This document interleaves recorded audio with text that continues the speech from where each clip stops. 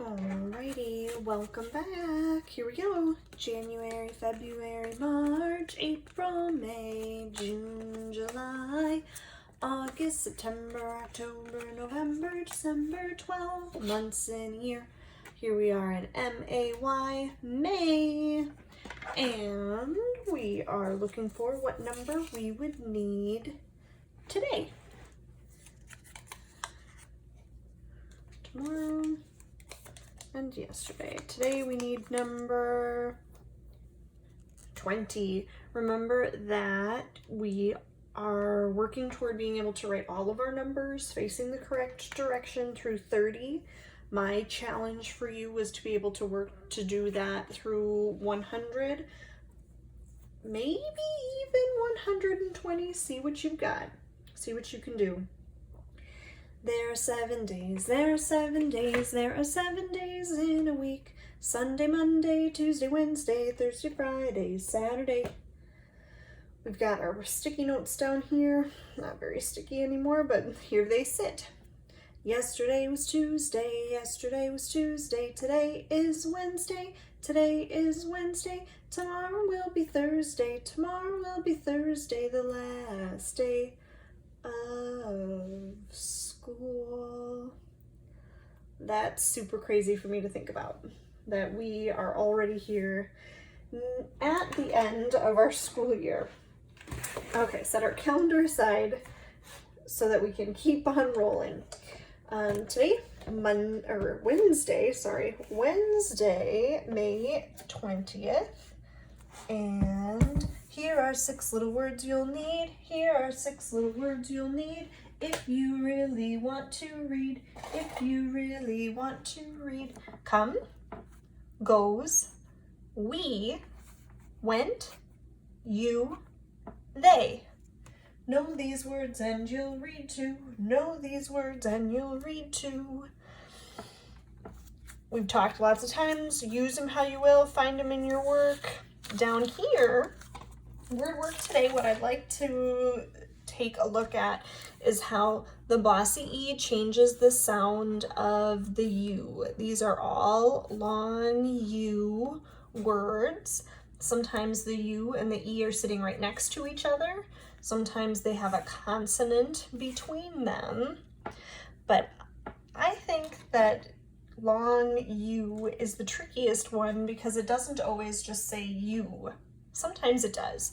And in these cases, it usually does. But sometimes it just kind of makes a crazy sound. And long U, I think, is the vowel we could use the most to practice with.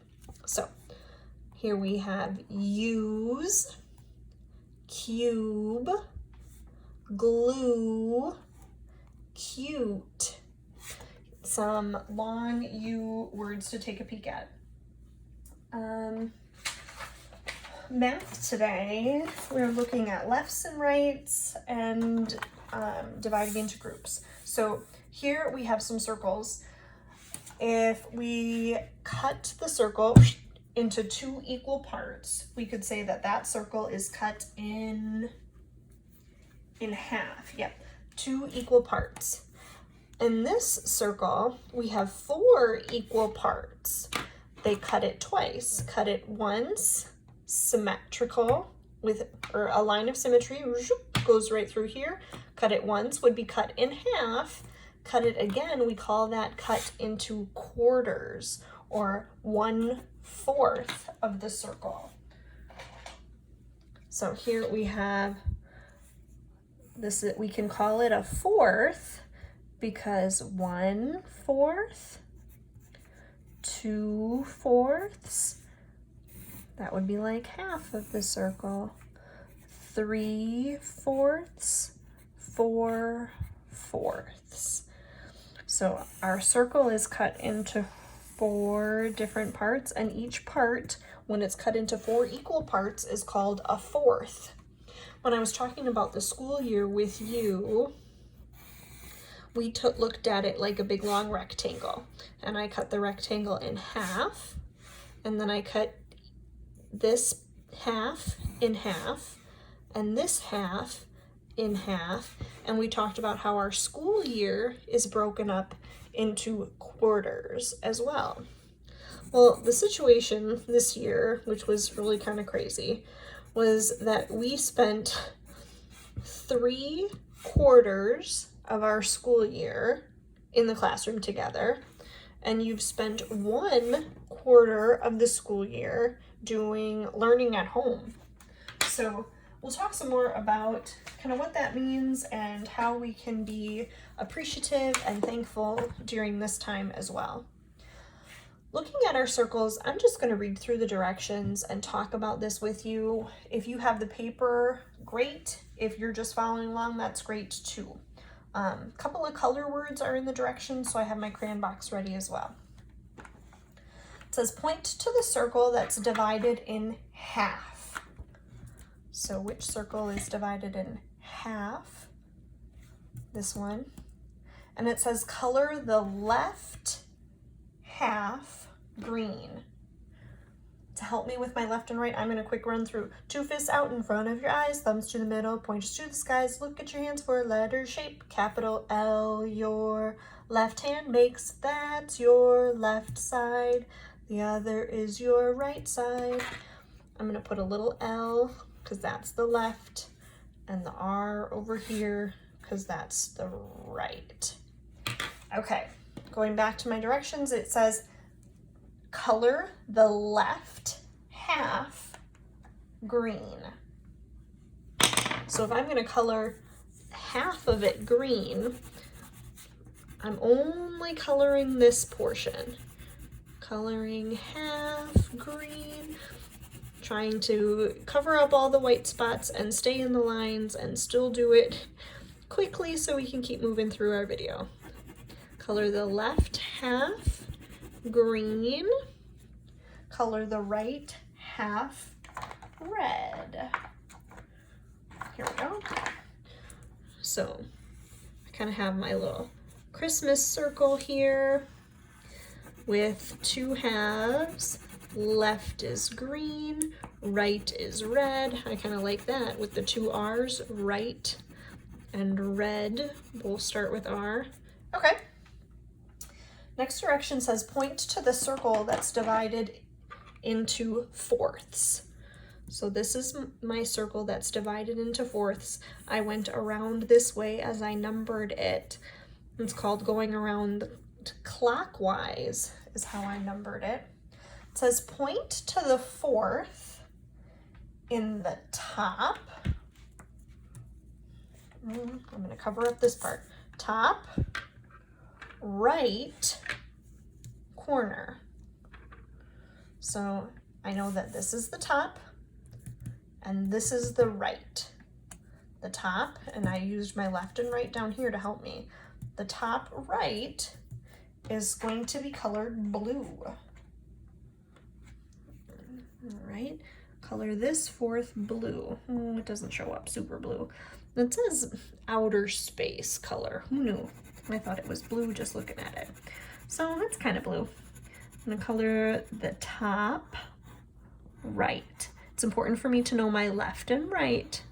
So that's 1/4 of the circle is blue. Point to the 4th in the bottom left corner. So in the bottom on the left is over here, and that one is going to be orange. This one is kind of a crazy color. What do we have? Macaroni and cheese orange. I wonder where these crayons came from. So it does not seem to be my regular crayon box. That's all right. So top right, bottom left. Okay, so next job is looking at telling time. I want you to practice telling time not only on this paper or with the games. Over the summer, practice telling time on a digital clock, practice on an analog clock. This is a great skill for us to work on. So far, in this year in kindergarten, we worked on telling time to the hour. So we had our minute hand is our shorthand. minute hand is short. That's not right. Do you know how I knew that? Because minute is the longer word.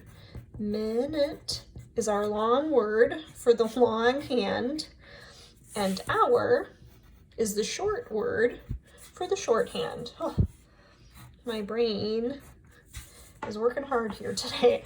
So we've got our long hand pointed at the 12, and that tells us it's o'clock.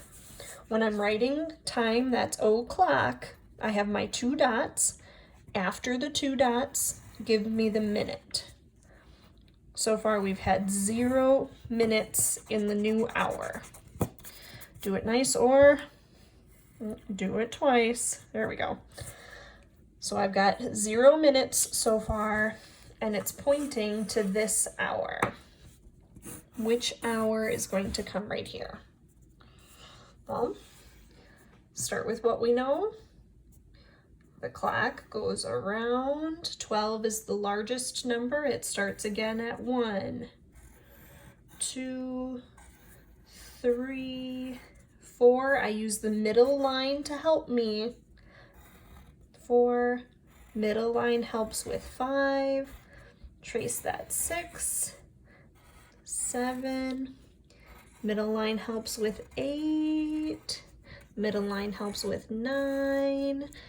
So that tells me in this box where I'm trying to find out the hour, it's 10. I'm just going to keep filling in my circle. 11, 12. Here's my 0 minutes have passed in the hour of 10 o'clock. Awesome. One of the things that you're going to listen to today, I hope you get a chance to listen to both because they're both really good, is 10 thank you letters and Thank You Bear. Pay attention in Thank You Bear to how other people maybe were trying to change how Bear felt about handing out his thank you note. Just some really good stuff in there. And in 10 thank you letters, again, how both Rabbit and Pig read their faces just as much as you listen to the words. Then I want you to try to write a thank you note to somebody. It doesn't need to be a great big fancy note. It could be just on a Post-it note. Hey, Mom, thanks for making my favorite breakfast this morning. Hey, Dad, thanks for taking me on a bike ride yesterday. Spend some time appreciating your family, loving on your family, helps them feel good, feels good to say thank you, and spend your time being appreciative, having an attitude of gratitude on our wonderful Wednesday.